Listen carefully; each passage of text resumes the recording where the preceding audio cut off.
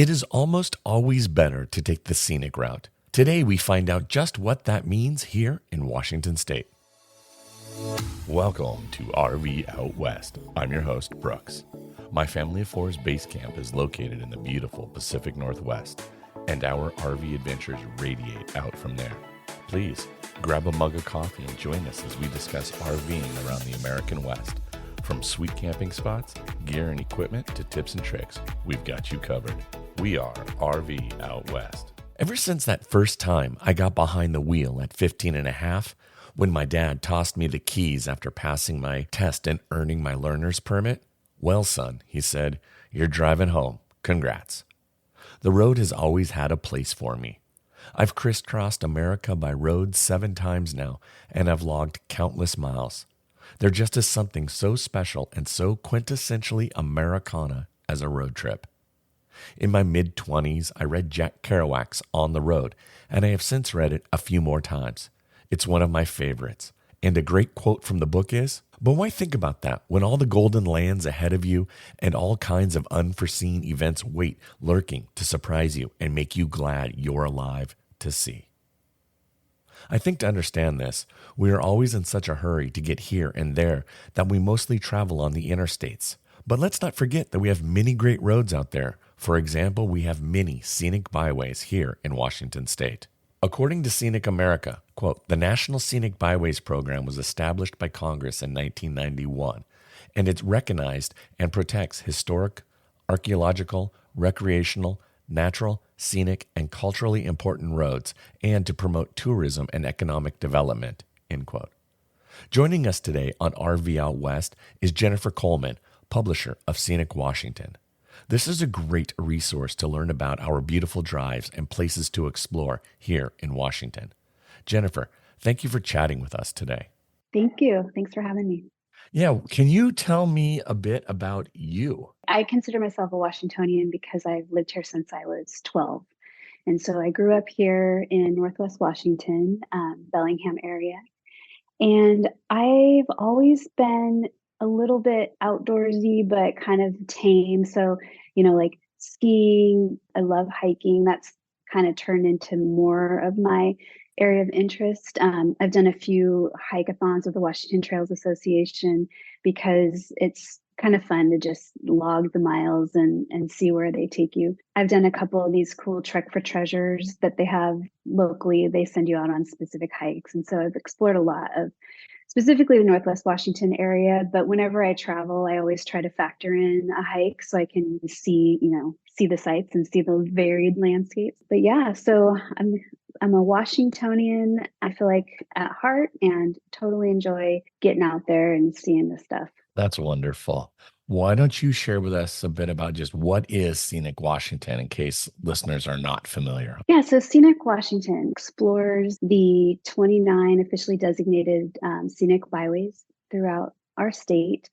I would say Scenic Washington is a storyteller, wants to get information out to travelers to inspire them to explore in Washington. We publish, so we have a few different products. We have 2 print products. One of them is a road trip guidebook, which is, it fits in your glove compartment. It's like 100-page little guidebook, and it has all of the different scenic byways. It's organized by region. And then we have a road map, which is the official DOT standard, full size, fold out paper road map. So we print those both each year. And then we also do social media. Our main social media page, it's called 365 Things to Do in Washington. And that one is basically from January 1st through December 31st. Every single day we do a single post, and we feature a different location for, throughout the state. And it varies. It could be a natural area, it could be an attraction, a museum, kind of seasonally significant depending on what's going on. And we have also an e-newsletter that people get, that we send out our stories. And so that was kind of like where the storytelling thing came in. We like to get information or go out and do things, write about it, and then send that out to the readers. How long has Scenic Washington as a website been around? Well, we started that's kind of a tough one because it's gone through sort of different versions. I would say 2012 was really when we launched in this capacity focused on the scenic byways. Prior to that, we had a contract with the Washington State Tourism Department, and we published their travel planner, which was more of a general and kind of a broad magazine about the entire state. And so through some changes with funding and different things, we took a different direction and just focused on the byways. And so 2012 was when Scenic Washington was born, if you will. And it's grown and changed a little bit over the last, I guess it's been 12 years. And so it's now sort of, I feel like at the point where we're fully encompassing just road tripping, scenic byways, and that is our interest area. Main focus. Yeah, main Yeah. focus. And you said Washington State has 29 scenic byways? Yes, 29 officially designated scenic byways. And there's 3 different designations. So we have All American Roads, there's 2 of those. And they just have qualifications based on their certain qualities. And those designations are earned through a process of applying, to get that designation. And basically it just says, this is an All American road. And so they got like a pink stripe instead of being a national scenic byway, which we have. And I need to absolutely be positive on my number here because we added one just recently. We added a national. So we're up to 1, 2, 3, 4, 5, 6 now. We used to have 5 of them. And then the rest of them are state scenic byways. And those are designated here at a state level. So we have 6 national scenic byways. Yes. Just at a comparison, what is the average per state? That is such a good question. And I probably should know that. I just joined the National Scenic Byway Foundation this last year. And not every state has a scenic byway. We have a Washington and Colorado have a lot. And I don't know, I will have to research that. Yeah. But Yeah, that's okay. It seems like it's a lot for a state, yeah, it is. I would say the average is probably around 12, but Colorado is close. Some states, like I said, don't have them, and I can get that statistic for you. No, it's just interesting. So thank you. Mhm. Yeah. So when did you start working for Scenic Washington then? So I started working in 1997. It was like one of my first jobs, and I worked answering the phone. It was like a call center job back then, and it evolved over time. And then as things started changing and I'd been there longer, I started really taking an interest in the publishing side of the business, doing sales and marketing, working on content creation and that from 2012 through 2020 when the owner he was getting ready to retire by then. It was kind of building in this direction. And so it was an easy step in for me. I knew the business inside and out. I was the bookkeeper as well. And so I had a very good understanding on what I was getting into. And during COVID, it was sort of like this somewhat of a question mark, just in terms of how is marketing going to work, because things were changing so much during that. Interestingly, kind of silver lining is everybody was all about, like, they wanted to do things, but it was road trips, it was family time, it was get in the car and go somewhere. It wasn't about big travel. And so a lot of the in-state travel and road trip stuff was booming during the COVID time. We had to be real careful about, what we were promoting and what was available and accessible. But for the most part, that was a pretty good time to take over. And so I rebranded it, and that was really just a matter of, like a new logo and some minor design elements that I wanted to incorporate as I took ownership. And that was basically in 2020. And so here it is, 2024, and we're chugging right along. It's been going great. That's really exciting. Can you share with us kind of where you find your inspiration for writing stories and finding these cool bits and pieces of our magnificent state? I'm very biased about Washington State, so. I know, me too. It's kind of an easy sell. Washington is just scenic on its own, right? Yep. Yeah, so a lot of our stories, those ideas will come from our clients. And so our advertisers are the ones that make it possible for us to print and produce and publish our printed guidebook and to do this work. And so if one of them has an event or something specific that's happening in their region, they'll send that to us. We will write a story, we'll send a writer to do it, or they'll write a story specifically about it. I had great opportunity this summer to go down and explore the Columbia River Gorge, and as a result of that trip, wrote a story about that. And so a lot of it's content that is me, myself, going out, doing the byway, driving it, or a client says, hey, can you feature, we've got this cool event coming up, can we get that on there? And so some of that content comes directly from them. So I want to dive in to some road trip recommendations from you as the Scenic Washington expert. What are some fun off the beaten routes that you recommend? And what is it about these routes that you love? That is the question. I know it's a big challenge. In fact, we get a lot of phone calls. People say, I'm coming to Seattle. I want to go to Olympic National Park, Mount Rainier National Park, and North Cascades National Park. They're like the national park people, right? And so it's funny to break it down, the reality of the driving time, the distances, the popularity of, those locations can sometimes be challenging, especially during the summertime. So it's nice to have so many other off, like you say, off the beaten path locations that still present with the amazing scenic views, hidden little, small towns. And so I have a few, I'll tell you. So this last summer, I did 3 Scenic Byway excursions. Oh, so I should also kind of backdate or preface this with, I have not been to all 29 of the Scenic Byways. I've been to 27 of them. So I have 2 that I have yet to go to. And they just so happen to be the 2 furthest from each other. One of them is Cape Flattery, which is our furthest northwest point of the contiguous United States. I haven't been out there yet. And then I also haven't done the entire Selkirk Loop, International Selkirk Loop, which goes from the far northeast corner up into Canada and down Idaho. I haven't done those 2. But each year, I've got my list, and some of them I do every year because they're my top, favorites when we do road trips as a family. But this summer I got to do fabulous trip on the Columbia River Gorge, so State Route 14 from Vancouver.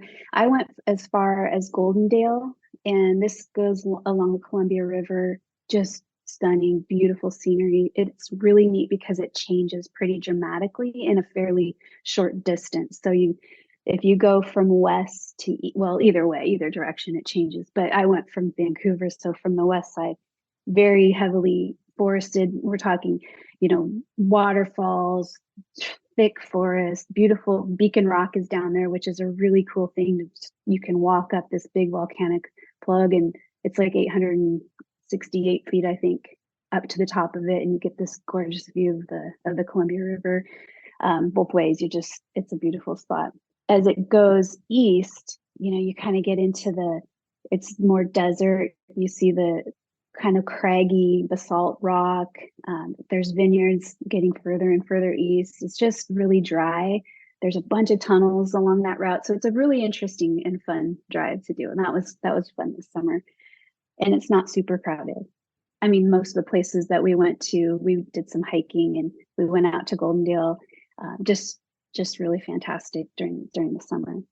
Okay, so that's one of them. Another one, which I think is highly, highly overlooked, is the Yakima River Canyon Scenic Byway.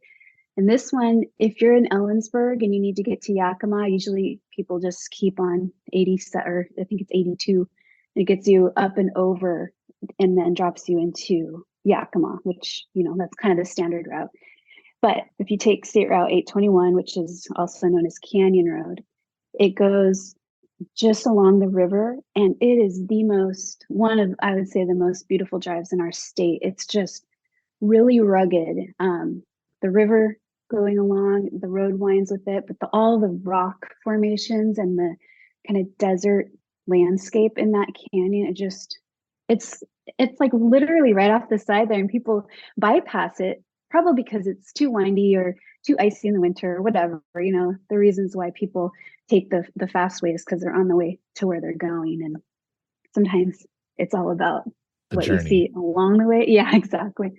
That's one thing I would say, like, I should have told my kids that when they were younger, not about like where we're going, but what we're going to see along the way to where we're going. Because then it's not, are we there yet? Are we there yet? It's more like, oh, well, we can pull off and look at stuff because that's what we're doing. That is a beautiful road. I did it in October this year. And so the fall colors, they get a lot of kind of golds and yellows, really, really crimson red over there. Stunning, just really beautiful. And then Mount St. Helens. And I know it's a national monument, so it does get some attention just by sort of default. A lot of people, when they're traveling and they want to hit these certain locations or on their list or whatever.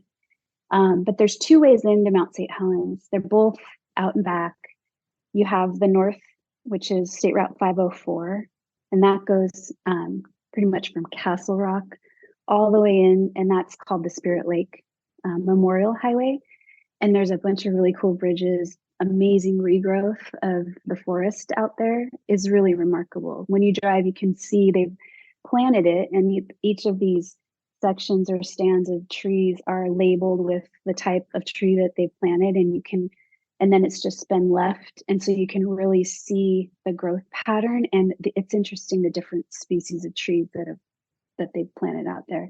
But then the south side, so on 503 down through Cougar, you end up coming up behind the mountains. So the view is so different. You see, so when Mount St. Helens blew to the north, and so when you go on the Spirit Lake Highway, you can drive up to like the blast zone. You can see the big open thing, and it's like stunning. Like, how many places in the US can you drive into a volcanic blast zone, right? It's very cool. The challenge this year was that the Johnston Ridge Observatory, the road up to that had washed out, and so you could only go up to a certain point. And actually, I think that's going to be washed out, or it's not going to quite be open for a while. They have to re-engineer and do things to get the road fixed.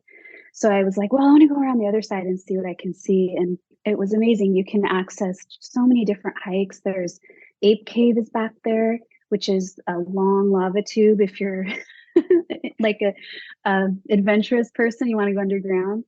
You do need a reservation for that, and you also need a lot of layers and some headlight or headlamps because it's really dark.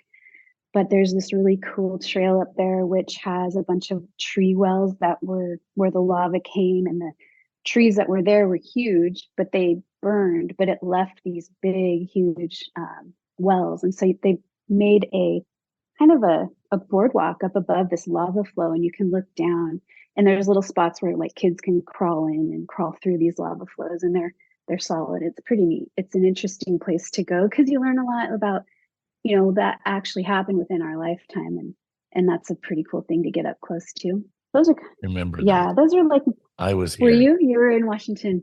Yeah. I was living in Pullman when she blew her top. And so, yeah. Yeah, I know that's always a popular post when we do it on our Facebook page, May 18th, where were you? And people all have, that instant memory of, oh, I was in my grandpa's house, or, we saw the ash in our yard. And yeah, it's pretty interesting to see the photos that come out during that, people sharing. I would say those are my top three for kind of not your standard locations. But there's also the Cooley Corridor, which is pretty much one of the most geologically interesting parts of Washington. Not a lot of people really, if they don't go east side, really know what that landscape looks like. And you can take Highway 2 just east, and you're looking at massive, massive boulders in the middle of flat fields. And like, how did that get there? There's history about how it got there. It's really interesting. I'm going to nail you down to one. Okay. What is your favorite place to visit in Washington State?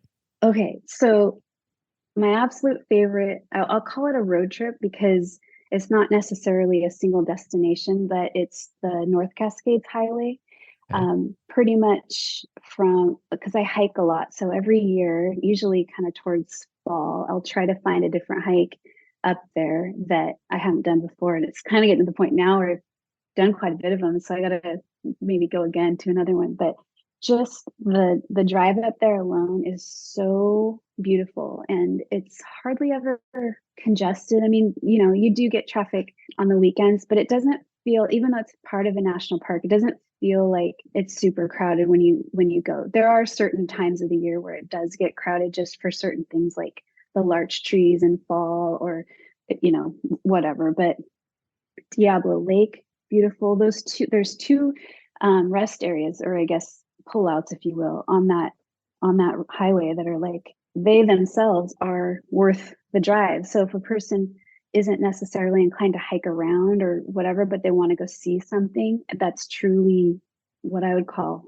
scenic, like one of those viewpoints, just pull into Washington Pass Overlook and you just are shocked. I mean, Liberty Bell Mountain, this huge, North Cascade spire just jutting right up, and you can drive up to that to see it. And so I feel like that's always kind of my heart road trip. I do that every summer. I usually end up in Winthrop or Twist, because it's the natural progression to stay over there. Mazama, of course, is another favorite little town to stay in, but I would say that's my favorite. I still have two left. I still have two left to see though. So Okay. maybe check back and we'll So that see. may Yeah. change. That may Right. change. That may change. Yeah. Where is one place that you think is really underrated here in Washington? I would say the Palouse, which is the rolling hills of Southeast Washington, is underrated. I think people forget about, or maybe they don't identify that as being a scenically beautiful place or something, but depending on the season too, it's really a remarkable thing. So in the spring, you've got like rolling green hills just of canola that turns into bright yellow flowers, really beautiful. Palouse Falls is out there, and that's technically our state's official waterfall. Amazing. Have you been to Palouse Falls? Like, do you know what I'm talking about? I absolutely know about Palouse Falls. Yes. Again, I was born in Pullman, so I'm familiar Okay. with the area. But that said, I actually have not been to Palouse Oh, you Falls. haven't? Oh, I you haven't. gotta So it's go. on my list. I need to go. So let me ask you this then. Where is some place you haven't been to in Washington that you really want to go see for yourself? For me, it's Mount St. Helens. I'm embarrassed to Oh, admit that I was alive when Mount St. Helens blew, yeah. and I'm pretty much born and raised in the state, and I've never been to Mount St. Helens. So that Oh, each year highly gets higher and higher recommend. up on my list. Yeah. And the cool thing about Mount St. Helens, at least when I was there, is it isn't crowded. It doesn't feel, because I've done Mount Rainier, and that to me is wonderful and beautiful, but it's a crowded experience, because it's just busy there. And so I would say, to answer your question, for sure, it's Cape Flattery. And that is the far northwest point of Washington. There's really just beautiful sea stacks, and the Cape Flattery Trail that goes out to the ocean there. You can see out to Tatish Island. There's a lighthouse out there. Okay, so that's pretty much on my top list. I'll probably get out there this year. It's been kind of a long time coming. It's like I got to get to all the scenic byways for sure. Okay, Cape Flattery. All right. Well, we're beginning to wrap up. Is there anything that you wanted to talk about that I did not ask? It's interesting, with doing technically tourism promotion, or where you're talking to people who are interested in visiting a state and framing it a certain way. It's sometimes there's challenges in different things, but it's cool to have the old standby, which is Scenic Washington. There's just some things here that are so special and remarkable. It's a great place to be able to share and to continue to explore and discover as a resident here. Each year I'm always excited to find a new place, and even on those byways that I've gone on lots of times, I just think there's always something to see. And seasonal, depending on what time of year you go, it can present different things too. So I would it's agree. pretty great. So, Scenic Washington has been actually a really great resource that I have used when I'm looking to plan some of my RV camping trips to find cool places to go, to get some information about a particular area that I've not been to. So where can people learn more and find Scenic Washington online? So the best place, our website, which is scenicwa.com, that site has all kinds of information, and we're working on, so there's a road trips tab. If you click on that, it pops up all of the different byways by region and by name. And so you can click on like the Spirit Lake Memorial Highway, for example, which is the one that'll take you up to Mount St. Helens. It'll have information about the byway, and then it'll have points of interest along the way that may or may not, be places that you want to go visit. So that's pretty handy. We have an interactive map on that site, which is nice for folks who don't really necessarily know from, Seattle to Pullman, like what would be involved in getting there, how far away that would be. So that's pretty neat. You can kind of see it all as a big map and what the different highlighted areas are.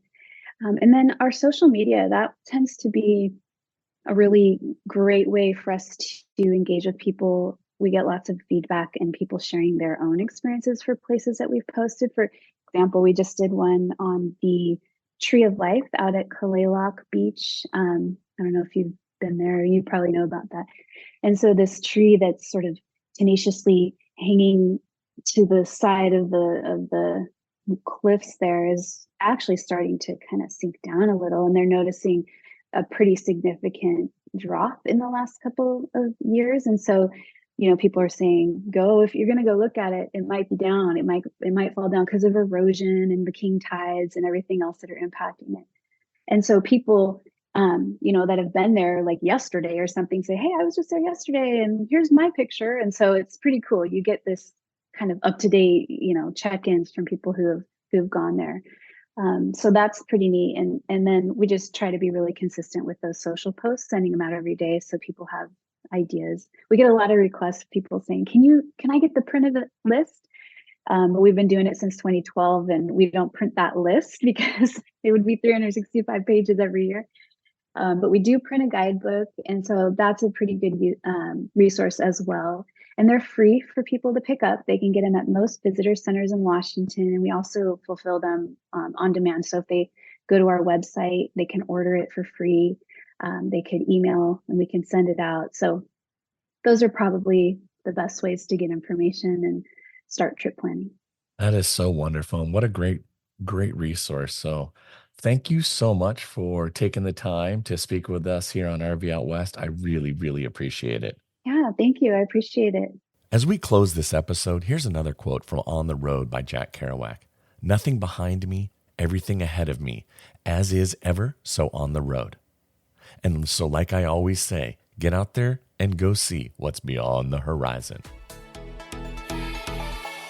Thank you so much for listening. I'm asking you to do two things for me. Please give RV Out West a follow on Facebook and Instagram. And please share with your RVing friends and family about this podcast. I sure would appreciate it. Next Monday's episode, we share a pit stop about Deception's Pass State Park. This is one of our state's most treasured state parks, and we will review the campground and what activities you can explore in the area. If this park has been on your list, you'll definitely want to give this episode a listen. Thanks so much for listening to RV Out West. Join us again next week. Please like and subscribe to our podcast on Apple Podcasts or wherever you choose to get your podcasts so you never miss an episode. I sure would appreciate it if you left a rating or a review of the show. Special thanks to Scott Holmes Music for providing us the intro song, We Are One. RV Out West can be found on Instagram and Facebook, where you can interact with us and follow along on our RV adventures around the Pacific Northwest. So get out there, explore, and go see what's beyond the horizon.